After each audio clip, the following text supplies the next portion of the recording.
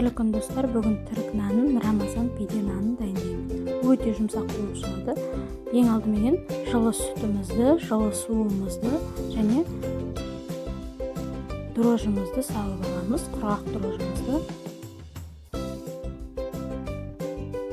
Тұзымызды, қантымызды жақсылап араластырып, жылы жерге 10 минутқа бетін жауып қоямыз.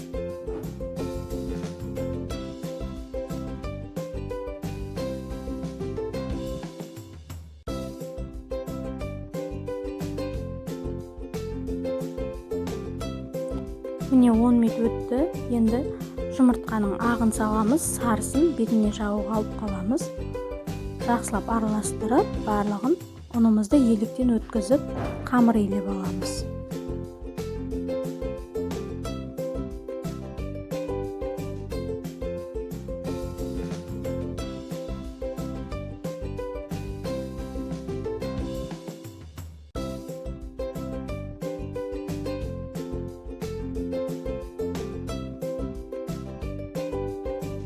Енді қамырымызға сұйық майымызды құйып, жақсылап жұмсақ, орташа жұмсақтықта қамыр илейміз. Содан соң көтеруге 1 сағатқа бетін жауып, жылы жерге қоямыз. Неге қамырымыз көтеріліп шықты, өте жақсы көтерілген. Енді қамырымызды екіге бөліп жаямыз.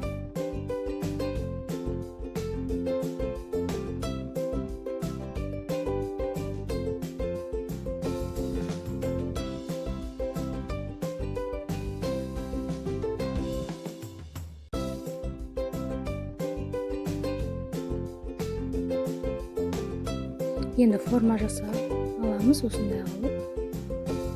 Және жұмыртқамыздың сарысына 1 қасық кефир немесе сүт араластырып, осылай қолымыздың ұшымен жағып шығамыз.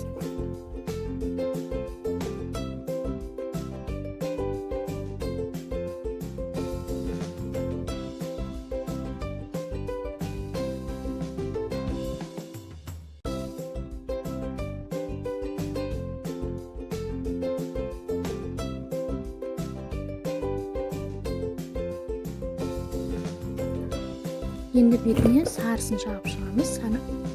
Сары уызын, яғни жұмыртқаның. Және күнжіт сеуіп шығамыз. 180 градусқа 30 минутқа пісіріп аламыз.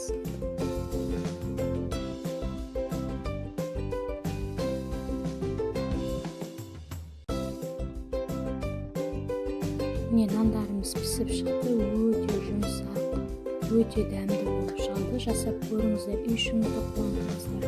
Сіздермен бірге болған аспаз келін.